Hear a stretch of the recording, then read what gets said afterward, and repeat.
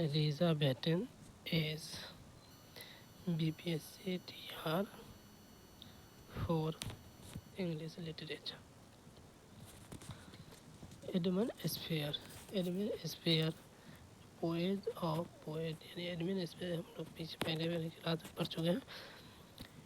Edmund spare को क्या बोला था? पोएट ऑफ पोएट, यानी कवियों के कवि कहा जाता है। इनका जो वेरी फेमस पोएम जो है, वेरी फेमस पोएम है जिसका नाम है सेफरेड कैलेंडर, सेफरेड कैलेंडर। ये पब्लिशेड कब हुआ था? पब्लिशेड इन 1579 ईस्वी में हुआ था। Total number of sonnet of Edmund Spenser, यानी एडमंड स्पेयर जो सोनेट लिखा था वो कितने टोटल नंबर कितने नंबर का था? 88।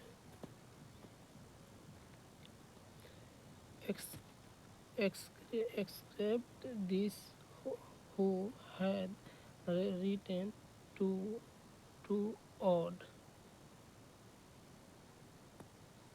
एडमंड स्पेयर, इसमें टू ऑड है, यानी कि दो और व्यक्ति हैं जिसका नाम क्या है? पहला का नाम क्या है?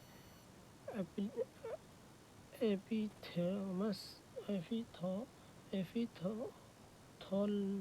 थॉलमैन, प्रोथॉलमैन। सर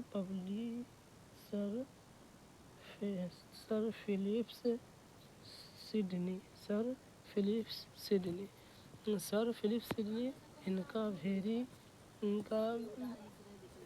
इनका वेरी फेमस वर्क है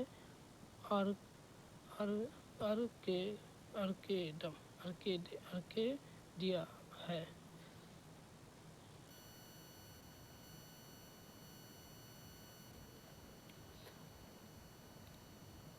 He had written a very famous essay, यानी कि सर फिलिप सिडनी का जो फेमस एसे है वो है अपोलॉजी फॉर पोएट्री है, अपोलॉजी फॉर पोएट्री है। Sir Francis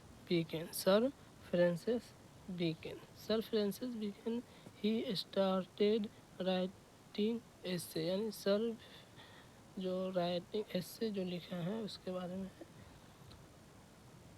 he was known as the 50 of essay कहा जाता है, फादर्स ऑफ एसे कहा जाता है, यानी ही वाज को सर फ्रांसिस बेकन को क्या है? फादर ऑफ एसे कहा जाता है। According to Time, his essay published in their three edition, यानी कि एडमंड सर फ्रांसिस बेकन का जो एसे पब्लिशेड हुआ है वो थ्री स्टेज में हुआ है, जैसे 1579, 1612, 1625। 1625 इसमें popular essay of Francis Bacon, यानी कि उसका जो एसे जो है फेमस एसे जो है उसका पब्लिशेड कब हुआ था? ऑफ थ्राउट, पब्लिशेड इन 1625 हो गया। Of death published in 1612। Of unity in religion published in 1612 but बस करें इन 1625। इसका विस्तार जो हुआ था कब? 1625 में हुआ था।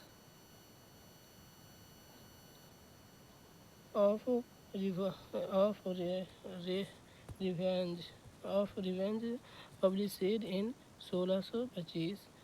Of parents and children published in 1625। Of marriage and single life, published in 1612 हुआ था। इसका जो विस्तार हुआ था कब, 1625। साइमन simulation and dissimulation, published in 1612 in hand 1625। Of adversity, published in 1625, यानी कि फ्रेंस बेकन का जो एस्से है, कितने फेमस एस्से 8 है, कितने हैं 8। Very famous essay of Ben Jonson, very famous of Ben Jonson, the timber of describe regular comedy play,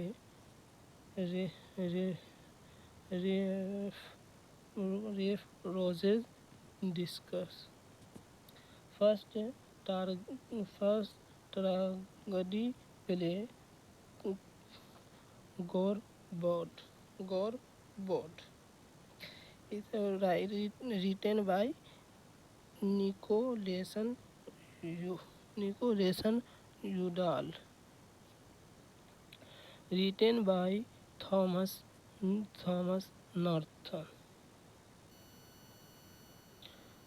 Two famous play of the time, यानी कि दो फेमस, यानी कि वेरी फेमस बेन जॉनसन का दो two famous play of the time, comedy of humours by Ben Jonson, Duchess of Malfi by John Webster.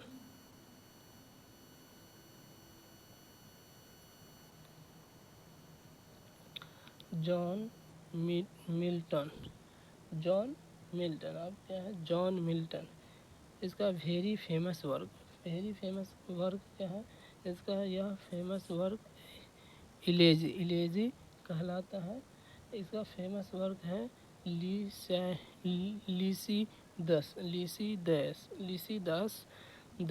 Very famous work, very famous work जो है elegy कहलाता है।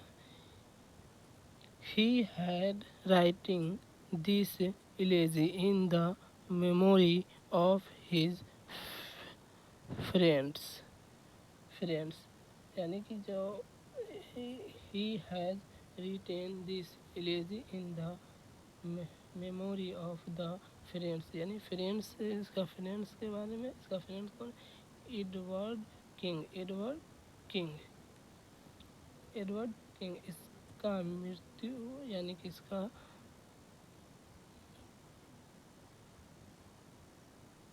मृत्यु पब्लिशेड, इसका मृत्यु डूबने से, यानी कि कौन, एडमंड किंग जो है, इसका मृत्यु डूबने से हुआ था। इन होने का एपिक पोएम,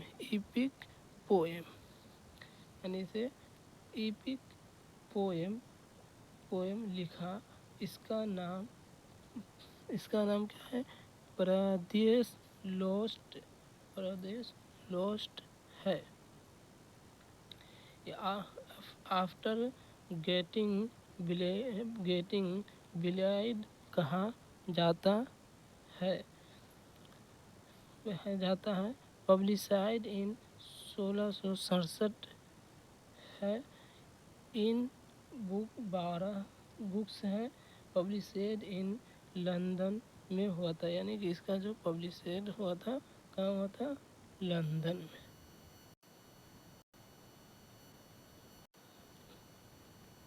जैकोबियन एज कब से कब तक चला था, पीरियड ऑफ 1603 से 1625 था। इसका ड्यूरेशन ऑफ 22 ईयर्स, यानी इसका ड्यूरेशन कितना था, 22 ईयर था। क्वीन एलिजाबेथ के बाद James one James one James one के जेम्स वन को लैटिन में जेकोब के नाम से जाना जाता है। जेम्स वन को लैटिन में जेकोब के नाम से जाना जाता है। जेम्स वन ने किंग ऑफ इंग्लैंड बना, यानी कि जेम्स ने किंग ऑफ इंग्लैंड बना। ये रहने वाला कहाँ का था? स्कॉटलैंड का। जेम्स वन कहाँ का रहने वाला था? स्कॉटलैंड का रहने वाला था। और राजा कहाँ का बना था? किंग ऑफ इंग्लैंड का राजा बना था। इसको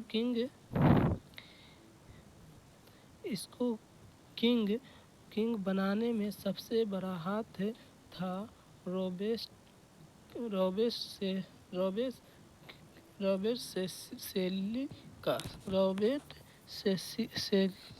सेसिल का, यानी कि रॉबर्ट सेसिल का था। रॉबर्ट सेसिल ये चीफ मिनिस्टर रहा था, यानी ये कहाँ का? इंग्लैंड का कौन क्या था? चीफ मिनिस्टर था Robert Cecil. Sir Francis Bacon. James one is not only the king of England but the king of Great Britain है। सर फ्रेंस बेकन का कहना था जेम्स वन सिर्फ इंग्लैंड का ही राजा नहीं है, बस कि ग्रेट ब्रिटेन यानी कि ग्रेट ब्रिटेन का राजा है। जेम्स वन किंग बनता है इंग्लैंड का। जेम्स वन कहाँ का किंग बनता है? इंग्लैंड का।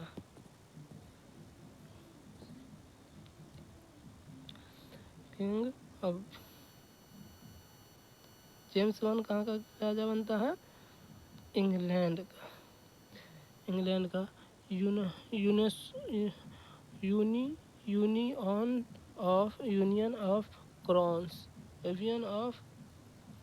Union of crowns England, south Scotland, great throat. James one और क्वीन एलिजाबेथ। जेम्स वन जो है ऑलरेडी पहले से ही कर्ज यानी बेबट था, यानी कि कर्ज था जेम्स वन के पास। एलिजाबेथ के पास भी पहले से कर्ज था। तो एलिजाबेथ कहाँ से? इसका कर्ज इंग्लैंड से था और इसका कर्ज स्कॉटलैंड से ही था, यानी जेम्स वन स्कॉटलैंड का था, तो इसका कर्ज कहाँ से था? स्कॉटलैंड से ही था। जेम्स वन के बेटा चार्ल्स वन। जेम्स वन के बेटा चार्ल्स वन प्रो पार्लियामेंट, और पार्लियामेंट, ये दोनों के बीच में क्या हुआ? वार हुआ। जेम्स वन ने किंग ऑफ पीस कहते हैं। जेम्स वन अपने आप को क्या बोलते थे? King of peace.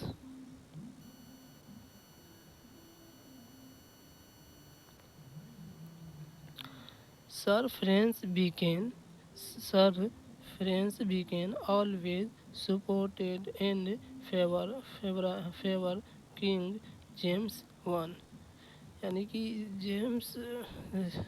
Sir Francis Bacon always support and favour king James one, यानी कि फेवर यानी जेम्स वन का फ्रेंस बीकेन ने सपोर्ट करता था।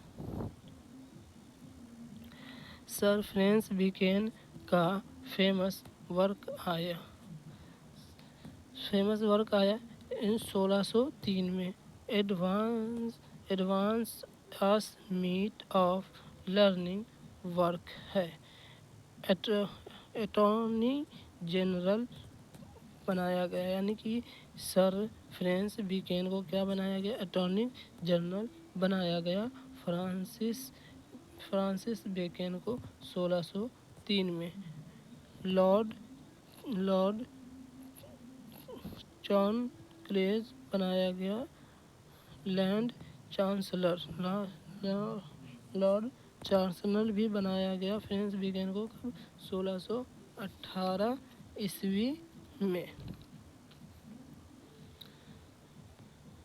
सर फ्रांसिस बेकन इसके सबसे अच्छा प्रेमी या दुश्मन जो थे, यानी सर फ्रांसिस बेकन को तो ये बनाया गया, उसके अच्छा दोस्त हो या उसका दुश्मन जिसे बोला जाता है, वो जो थे वो एडवर्ड कॉट है।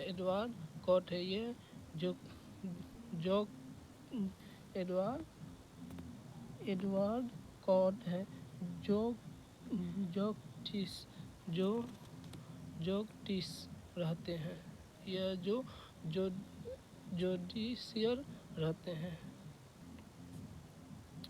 इसे 1621 में पनिशमेंट दिया जाता है। सर फ्रांसिस बेकन को क्या होता है? 1621 में क्या दिया जाता है? पनिशमेंट दिया जाता है। विलियम शेक्सपियर को इस समय रेजी परजेंस मिला, यानी कि विलियम शेक्सपियर को उस समय क्या एक अमीर आदमी मिला। Give me by king and queen to him for writing, यानी कि उसको ड्रामा या पोएम लिखने के लिए विलियम शेक्सपियर को एक किंग और क्वीन ने उसकी हेल्प की पैसों दिया। जेम्स वन और any of Denmark. James one और एनी ऑफ डेनमार्क, इन दोनों का इंटरेस्ट इन आर्ट में रहता था, यानी कि जेम्स वन और एनी ऑफ डेनमार्क का क्या चीज़ में आर्ट्स में रहता था। कोर्ट में ये प्ले के परफॉर्म्स करते रहते थे, यानी कि वो प्ले को भी कोर्ट में प्ले को क्या करते रहते हैं? परफॉर्म्स करते रहते हैं। उस प्ले को भी करते रहते हैं। उस प्ले कहा जाता है मैस्क्यू। इस प्ले को क्या कहा जाता है? मैस्क्यू कहा जाता है, या डम शो कहा जाता है। डम शो भी होता है। उस समय का जो प्ले था मैस्क्यू फेमस था उसका, और डम शो भी। मैस्क्यू में क्या होगा? सिंगिंग, डांसिंग, एक्टिंग, म्यूजिक, यानी कि मैस्क्यू में क्या होता है? Singing, dancing, acting, music. और डम शो में क्या होता था? एक्शन होता था, साइलेंट, यानी कि एक्शन होता था मगर साइलेंट होता था, उसमें कोई बातचीत नहीं होता था। यह इंटरल्यूड टाइप ऑफ प्ले होते थे। इंटरल्यूड टाइप कहाँ परफॉर्मेंस किया जाता है, यानी कि इंटरल्यूड टाइप कहाँ परफॉर्मेंस किया जाता था? Performance in the has court of rich people के यहाँ किया जाता है, यानी कि यह परफॉर्मेंस कहाँ किया जाता था? रिच आदमी, यानी कि अमीर आदमी के यहाँ परफॉर्म किया जाता था, या कोर्ट में परफॉर्म किया जाता था।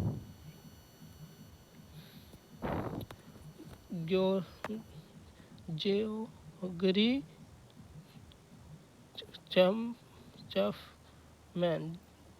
चैफमैन, इनको कहा जाता है किंग ऑफ ट्रांसलेशन, यानी कि इसको कहा बोला जाता है king of translation. He is known as king of translation, यानी इसे क्या बोला जाता है, किंग ऑफ ट्रांसलेशन कहा जाता है। इसका क्रिस्टोफर क्रिस्टोफर क्रिस्टोफर मारोवी को एक वर्क जिसका नाम hero and land land land lander था, इसका नाम क्या था, हीरो एंड लैंडर था।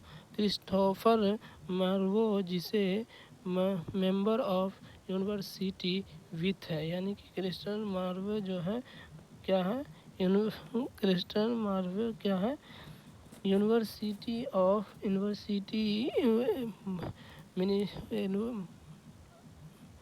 मेंबर ऑफ यूनिवर्सिटी विथ है। ये एक